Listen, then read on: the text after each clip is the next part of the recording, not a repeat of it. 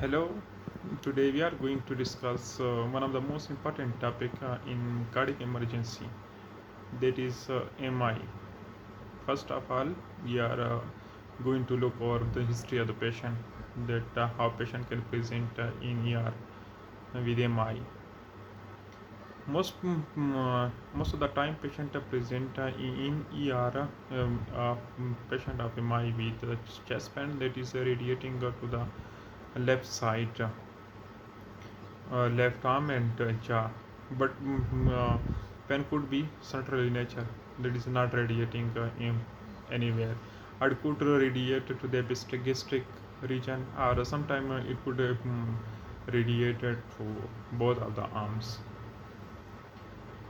Now, what is the associated feature along with the central chest pain or a chest pain that is radiating to the left side or to the epigastric region?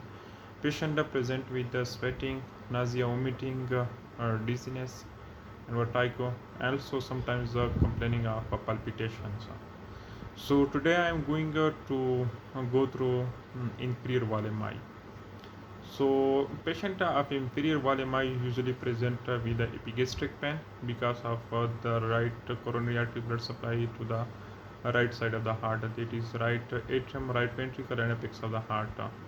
Infarction of this area can present with pain in the epigastric region. Now, so when we receive a patient of inferior wall MI in ER, what could be the presentation? So usually patient of inferior wall MI when comes to us in ER, they usually have a decreased low pulse, that is below 60. And i.e. patients are in bradycardia along with hypotension. The main reason of a patient of being in bradycardia is that right coronary artery is supplied to the SA node. So when blood supply to the SA node is cut off, infarction of SA node can result in bradycardia. The other main reason, the other thing that a patient present with inferior wall MI in ER are usually hypotension, because when right ventricle are infarcted, the blood could not be pumped into the lungs, that could not be circulated back to the left ventricle and then to the systemic circulation. So usually patients are in hypotension. So these two are the most important clinical signs that you have to look after look over the patient if in inferior wall MI, bradycardia with hypotension and a history of epigastric pain. These are the signs and symptoms that you have to look up for the patient with inferior wall MI. Now, what we have to do with the hypotension when we receive a patient with inferior wall MI? So we have to give the fluid as long as the systemic circulation is corrected. A patient is out of systemic hypotension, or there are crepes up to the mid zones. So we can give fluid to this way. Now, what are the treatment options for an inferior wall MI? Treatment when we receive the patient, before talking about treatment option, we have to talk about the ECG pattern in inferior wall MI and what we have to do with it, with that. In a patient of inferior wall MI, we have to look on the leads 2-3 AVF. There is a ST elevation of more than 2 mm in male and 1.5 mm in female are considered as a significant. In female, 1 mm, 1.5 mm. The reason for one we take 1.5 mm significant because female have breast tissue and the leads are far away from the heart. So the electrical activity, so the stimulation up to 1.5 mm are considered as significant.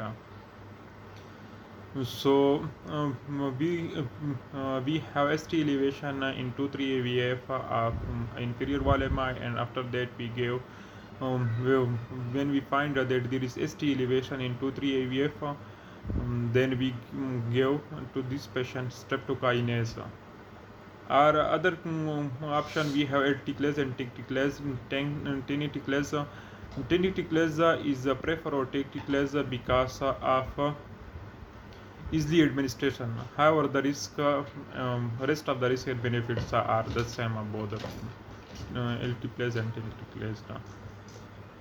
So after giving this to the patient, we wait for 90 minutes. If there is a ST elevation is less than mm, there are less than 50% changes after giving SK for the for after 90 minutes, then we go for PCI, percutaneous intervention.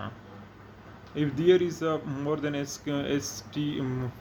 than 5%, 50% changes in ST elevation, then we don't usually don't perform PCI. So what are the other treatment options that we have after giving SK? We have formula that is called Munabash. That is usually treatment option for MI generally. M is stand for morphine, O for oxygen, N for nitrates, A for aspirin, and B for beta blocker, A for ACE inhibitor, S for statins, or H for heparin. And along with these are the some of the treatment options. However, in inferior wall MI, we are talking about inferior wall MI. We do not usually go beta blocker and nitrates. The reason, as I already mentioned previously, that a patient of inferior wall MI are with bradycardia, so we don't go for beta blocker. Along with it, patient are in hypotension, so we don't usually give nitrate as well.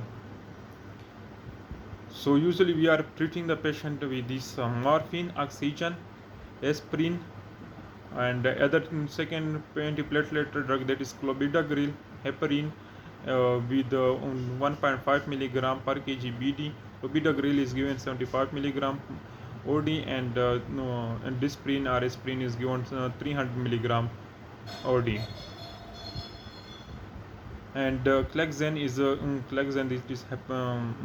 molecular weight. Heparin is giving in therapeutic dose. The therapeutic dose of heparin is 1 milligram per kg BD. If the patient are in arrhythmia along with the it, so we add amiodarone. That is antiarrhythmic drug. There are two antiarrhythmic drugs that are usually used: flecainide and amiodarone. Flecainide are used with structural heart disease, and amiodarone with the name of cardrone is used with the structural heart disease. So if a patient with MI have arrhythmia, so we also add amiodarone, cardrone. That is, we usually give 1 milligram per kg per hour for 6 hours, and then 0.5 milligram per kg for the rest 20 up to 24 hours, for the rest or up to 24 hours, 48 hours. These are the usually treatment options that we give to the patient of inferior wall MI. So what could be the possible complication of MI or inferior wall MI? So the complication could be arrhythmia. One of the most common causes of death of the patient before reaching to hospital is arrhythmia, that is ventricular fibrillation. Most common cause of the patient before reaching to hospital is are arrhythmias. Patient died usually before reaching to the cardiac emergency due to arrhythmias. Second most common cause is septal wall rupture. So, and other cause is pseudoaneurysm, and other patient could also present with tricuspid regurgitation. And so when we auscultate the patient in fourth intercostal space just left to the costal margin, so we find pensystolic murmur. Other is tricuspid regurgitation, having patient having pensystolic murmur. These are the few complications that usually patient other complication could be free wall rupture leading to cardiac tamponade, and patient also have could possibly have Dressler syndrome. It's that immune condition in which patient develop pericarditis after up to 4 weeks of MI. Thank you very much for this important video. Good luck.